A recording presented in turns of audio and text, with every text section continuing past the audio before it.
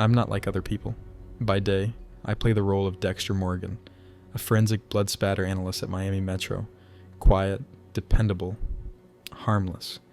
But by night, I become something else, something far more dangerous. I hunt, tracking those who have escaped justice and delivering the punishment they deserve. But even my darkness has rules. The code. My father, Harry, created it when he realized what I was. He knew I couldn't change, that my urges couldn't be erased, so he taught me to control them. The code gave my impulses purpose, a set of rules designed to keep me from becoming just another mindless killer. It turned me into something more, a monster with boundaries, a predator with a purpose. But who were my victims? Each one tells a story, a lesson in justice served outside the law. In this video, I'll walk you through the lives and deaths of every person who ended up on my table. Mike Donovan seemed like a good man, respectable, trustworthy. The community believed in his gentle smile and calm demeanor. He worked closely with children as a choir master, someone appointed to guide and protect. Parents trusted him, but they shouldn't have, because Donovan wasn't just a man, he was a predator. He used his position to gain access to vulnerable children, then violated them, leaving scars far deeper than anyone could see. The public saw a kind man, but I knew the truth. He was the first kill I ever showed the world, the first moment I felt my purpose take shape. I brought Donovan to my kill room, my space of control. There, face to face, he couldn't hide anymore. No more lies, no more pretending. The children he'd hurt haunted every word he spoke. He begged for mercy, swore he'd change, claimed he'd never hurt anyone again. But people like Donovan don't change. Predators like him are wired that way. Their sickness isn't something that can be switched off. Donovan had hurt before, and he would hurt again. Ending him wasn't just my choice, it was necessary. And when it was done, I felt something new, something that had been missing, purpose. For the first time, I knew what I was, and what I had to become. I had a mission now, a higher calling, and I wouldn't stop, not until they were all gone. Jamie Jaworski was a cruel man. He hurt women for fun, raped and killed at least one victim, leaving behind a scene soaked in horror. The police had enough evidence to put him away, but thanks to a legal loophole, he walked free. Just like Donovan, Jaworski proved that the system's cracks were far too wide. He didn't feel guilt, no shame. He lived his life without a trace of regret. But what made him worse were his trophies. Photographs of his victims, twisted reminders of what he had done. He cherished them. He admired them. That was all I needed. One night, I found Jaworski and brought him to my kill room, my place of order and control. Tightly bound to the table, he couldn't run. I showed him the photos, those disgusting trophies, and for the first time, he couldn't hide behind a smug grin. He begged. He swore he'd change. But I knew better. People like Jaworski don't stop. They thrive on suffering. The blade slid deep, and in seconds, he was gone. The police couldn't stop him, but I did. This wasn't about vengeance. It was about prevention. My mission was clear, and it was far from over. Matt Chambers didn't kill anyone with a gun or a knife. He was a different kind of murderer. He drove drunk, again and again, and every time, innocent people paid the price. A long trail of fatal accidents followed him, yet somehow he was never punished. Each time the bodies piled up, Chambers just packed his bags, moved to a new town, and started over. I watched him closely. It didn't take long to see that nothing had changed. Chambers was still a danger to everyone around him. When the time was right, I acted. I took him somewhere quiet, somewhere no one would hear him. Tied to my table, Chambers didn't seem worried. He smirked, cracked jokes, even tried to charm his way out. Arrogant, proud. He believed he was untouchable. But that was before I showed him the faces of the people he'd killed, the ones whose lives he stole because he couldn't control himself. The fear hit him then. You could see it in his eyes. He knew it was over. The blade did its job and Chambers was gone. No remorse, not for him. The system let him slip through the cracks. But I didn't. He was finally off the roads for good. I knew there were more like him out there. Careless killers who'd never answer for their crimes. But I was ready. My mission wasn't over. Not yet. Hospitals are places where people go to heal, but for some, they become something else entirely. For Nurse Mary, they were hunting grounds. She was supposed to care for the sick, but instead, she decided who lived and who died. By giving her patients too much medication, she made their deaths look natural. No suspicions, no questions. Just a quiet exit that suited her twisted sense of control. I noticed her pattern.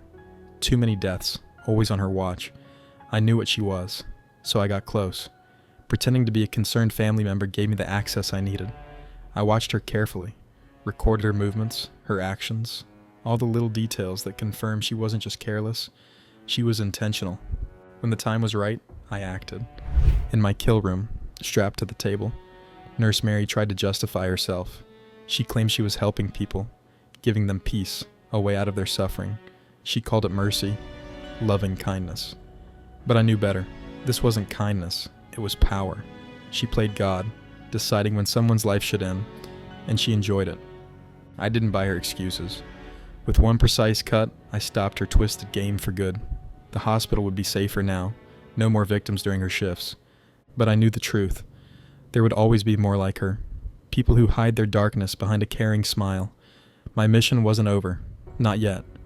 Jorge Castillo was a wealthy industrialist, but his fortune was built on something far darker. Castillo and his wife weren't just criminals. They were human traffickers. They kidnapped innocent people and sold them like property, keeping their victims locked in cages as if they were animals. I followed Castillo for weeks, watching how he operated. The cruelty, the suffering. It was endless. But one afternoon, I saw something that made it personal. A young girl tried to escape, crying, desperate. But Castillo's men dragged her back inside. That was it. I couldn't let him hurt anyone else. That night, I caught Castillo and took him to my kill room. Tied down with no way out, he had no power now, no control. I showed him the faces of the people he'd enslaved, the lives he'd shattered. But Castillo didn't care. He felt no guilt, no regret. To him, power was everything, and in his mind, he still had it. But not this time. With one final breath, Castillo was gone. His reign, his sick empire, was over. The people he kept locked away were finally free, but I knew better than to believe it ended there. People like Castillo are everywhere. Powerful, dangerous, untouchable. But not to me. My mission wasn't over. Not yet. Jorge Castillo did not work alone. His wife, Valerie, was just as guilty. She didn't wield a knife or pull a trigger, but she played her role. Valerie lured victims in, kept them quiet, and watched as they suffered. She let it happen, allowed their pain to continue, and for that, I couldn't let her walk away. I wasn't sure at first. Valerie hadn't killed anyone with her own hands, but the fear in the victims' eyes when they looked at her told me enough. She was part of it, another monster who wore a mask. When I brought her to my kill room, she tried to explain herself, claimed she was trapped in her husband's twisted world, that she had no choice, but I knew better. Valerie had plenty of chances to do the right thing, to stop the torment, and she never did.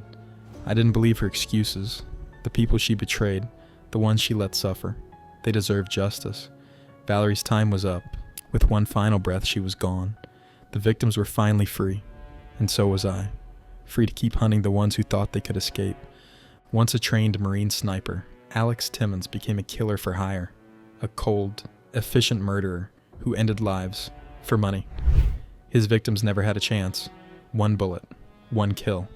I knew Timmons would be a challenge. He was skilled, dangerous, the kind of target that required patience. So I waited. I watched him for days, studying his routine, waiting for the right moment. When the time came, I acted. I brought Timmons to my kill room and tied him to the table. No escape, no control. Then I showed him the faces, the people he'd murdered. One by one, I laid out their stories, the lives he had ended without a second thought. But Timmons didn't care. No guilt, no fear. He wasn't sorry, and he wasn't afraid. He was proud of what he'd done, proud of the power he held. So I showed him what it was like to be powerless. With one precise stroke, Timmons was gone, another killer erased from the world. But I knew better than to believe my work was done. There were more like him out there, and I was ready to find them. Gene Marshall had a twisted love for fire, not just the flames, but the suffering that came with them. He didn't just set houses ablaze, he made sure people were trapped inside, helpless, terrified, their screams feeding his sick obsession. Fire was his ritual, pain his satisfaction. I watched him for weeks, studying his patterns, waiting for him to strike again. When I had enough evidence of the torment he caused, I made my move. In my kill room, strapped to the table, Gene wasn't afraid. He grinned, ranting about how fire was cleansing, how it burned away the filth of the world. But I'd seen the truth. I'd seen the charred remains of families, the grief, the horror. There was nothing pure about him. Now, Gene was the one trapped. No flames to hide behind. No victims to dominate. Just fear. His own. Seconds later, it was over. One less monster left to burn the world. But I knew there'd be more. There are always more. And I'll be ready. Cindy Landon didn't need a gun or a knife to kill. She preferred poison. She targeted wealthy men, poisoning them slowly over time. Each death left her richer, and each time, she moved on to her next victim.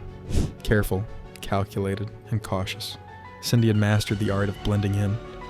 I knew she wouldn't stop. I studied her, followed her, and watched her trail of dead husbands grow longer. She played her role well, grieving widow one day, wealthy socialite the next. To get close, I became her type, a rich man looking for love. She took the bait. I kept the act going until I had the proof I needed. Then I took her to my kill room. Strapped to the table, Cindy didn't panic. She smiled, calm, confident, convinced she could manipulate her way out of this like she had done so many times before. She denied everything, claiming it was all just a mix-up, that she was innocent. But I knew better. I reminded her of the faces, the men she had poisoned for their money. Even then, Cindy barely flinched. She believed she could outwit me, that she could control the situation like she always did. Not this time. The knife came down, and Cindy Landon's twisted game was over. She would never poison again. Justice was served, and I knew there would be more like her waiting to be found. Dr. Emmett Meridian was a respected psychiatrist, trusted by his patients, admired by his peers. People believed he could help them heal. In reality, he did the opposite. Meridian preyed on the vulnerable, the sad, the weak, manipulating their minds and pushing them toward death. I noticed the pattern. Too many of his patients had taken their own lives. It wasn't coincidence. It was calculated. So I did what I do best. I played along. I became his patient, quietly gathering the truth, piece by piece. I listened to his words, soft and convincing. Words that led people to believe death was their only way out. When I had enough proof, I acted. Meridian woke up strapped to my table.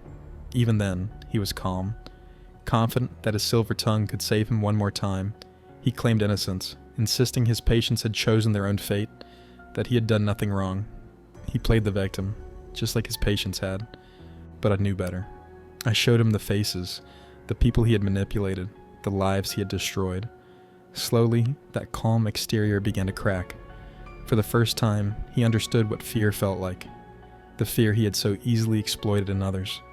With one final breath, his twisted influence was gone. Justice was done, and I knew there were more like him out there.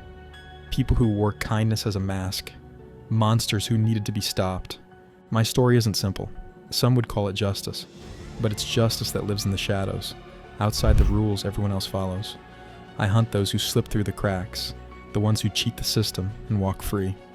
And I follow a strict code, one my father taught me, to make sure I only take the lives that deserve to be taken. But what do you think? Am I a hero, a villain, or something in between?